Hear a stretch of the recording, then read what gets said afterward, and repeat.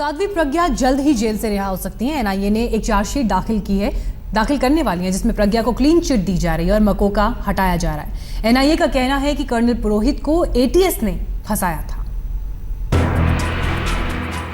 मालेगांव धमाका मामले में सालों से जेल की कोठरी में कैद साध्वी प्रज्ञा सिंह ठाकुर जल्द ही खुली हवा में सांस ले सकती हैं। सूत्रों के मुताबिक राष्ट्रीय जांच एजेंसी एनआईए ने साध्वी को क्लीन चिट दे दी है और उन पर लगा मकोका भी हटा लिया है। एनआईए सूत्रों के मुताबिक मुंबई की अदालत में दायर होने वाली चार्जशीट में साध्वी का नाम नहीं दिया गया है। उन पर लगा मकोका हटा लिया गया है और कहा गया है कि हेमंत करकरे की जांच में कई खामियां थीं। इसके अलावा कर्नल पुरोहित के खिलाफ दिए गए सबूत मनगढ़ंत थे और गवाहों के बयान दबाव में लिए गए थे। एनआईए का कहना है कि 2008 में कर्नल पुरोहित की गिरफ्तारी से पहले एटीएस ने देवलाली कैंप के उनके घर में विस्फोटक छिपाए थे। एनआईए का दावा है कि उनके पास विस्फोटक प्लांट करने की 29 सितंबर 2008 को मालेगांव में हुए धमाकों की जांच कर रही एनआईए ने 3 और आरोपियों को भी क्लीन चिट दी है। एनआईए का कहना है कि उन्हें इस साजिश की जानकारी नहीं थी, उन्हें फंसाया गया था। मालेगांव विस्फोट में 4 लोगों की मौत हो गई थी और 79 घायल हुए थे। साहिल जोशी, मुंबई, आज तक।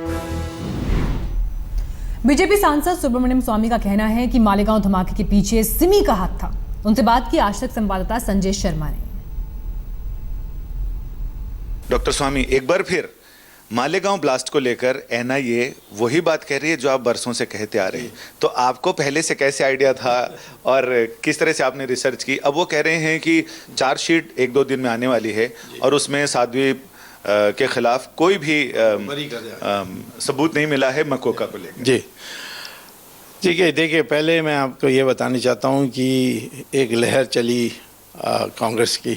2004 में सत्ता में आए और पहले काम उन्होंने किया सोनिया गांधी के आदेश पर कि एलईटी का जो एक अंग है सिमी, उस पर जो प्रतिबंध एनडीए सरकार ने लगाई थी उसको उन्होंने हटा दी। उसके बाद 2006 में विकीलीक्स के अनुसार ये राहुल गांधी गया था यूएस एम्बेसी। अब एक मेंबर ऑफ पार्लियामेंट और पार्टी की एक पदाधिकारी इस प्रकार के जैसे कोई चपरासी जैसे यूएस एम्बेसी में जाकर किसी से बात करना है बड़ा मर्यादा का भंग है।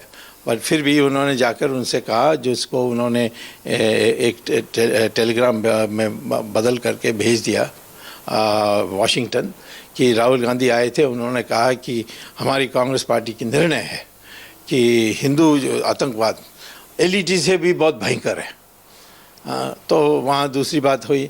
फिर तीसरी बात ये हुई कि इन्होंने अमेरिका ने जाकर जो सबूत हमने दिया उसको रखकर उन्होंने यूनाइटेड नेशंस को कहा कि जो समझौता एक्सप्रेस में एलईटी की हाथ है, उस कारण से एलईटी को एक अंतर्राष्ट्रीय यानी टेरर ऑर्गेनाइजेशन यानी आतंकवादी संगठन घोषित करना चाहिए और यूनाइटेड नेशन से कर भी दिया।